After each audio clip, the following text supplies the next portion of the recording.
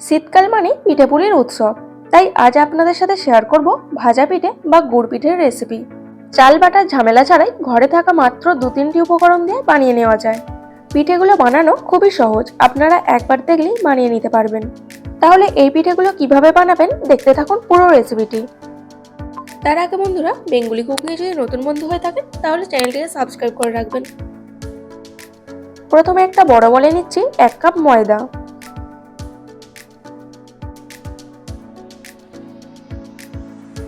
আরও নিচ্ছি half cup সুজি,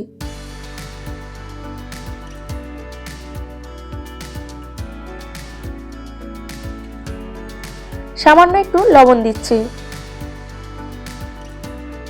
প্রথমে এই শুকনো উপকরণগুলো মিশিয়ে নিতে হবে। এরপর নলেন গুড়ের পাটালি নিয়ে তাতে 1.5 কাপ জল দিয়ে গরম করে রেখেছিলাম, সেটাই অল্প অল্প দিয়ে ভালো করে মিশিয়ে একটা ব্যাটার বানিয়ে নেব। আপনারা পিঠেগুলো গুড়ের না বানাতে চাইলে চিনিও নিতে পারেন, তবে ব্যাটারটা বানানোর জন্য উষ্ণ গরম জল নেবেন। আর যতটা মিষ্টি পছন্দ করেন সেই মতো চিনি বা গুড় অ্যাড করে নেবেন।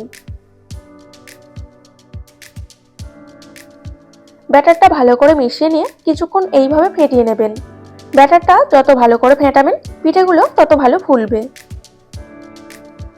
এই ব্যাটারটা বানানোর জন্য আমার 1.5 কাপ জল লেগেছে।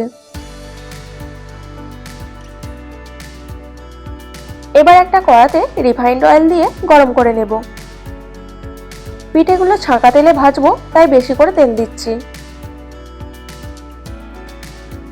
ব্যাটারটা আবারও একটু হাতা দিয়ে ফেটিয়ে নিচ্ছি।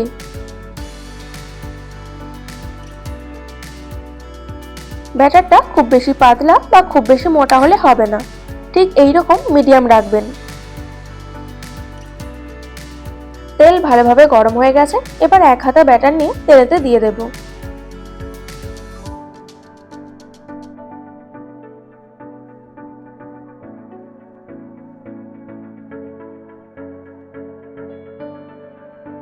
দেখুন আস্তে আস্তে পিঠেটা ফুলে উঠছে। পিঠেগুলো ভাজার সময় গ্যাসের ফ্লেমটা মিডিয়াম রাখবেন, তাহলে পিঠেগুলো ভালোভাবে ফুলবে। পিঠেটা উল্টে পাল্টে লাল লাল করে ভেজে নিতে হবে।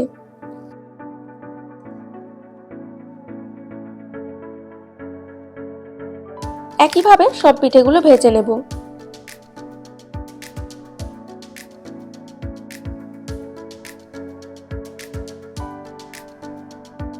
আপনারাও ঠিক এই পদ্ধতিতে পিঠেগুলো বানাবেন, তাহলে আপনাদের পিঠেগুলো পারফেক্টভাবে ফুলবে।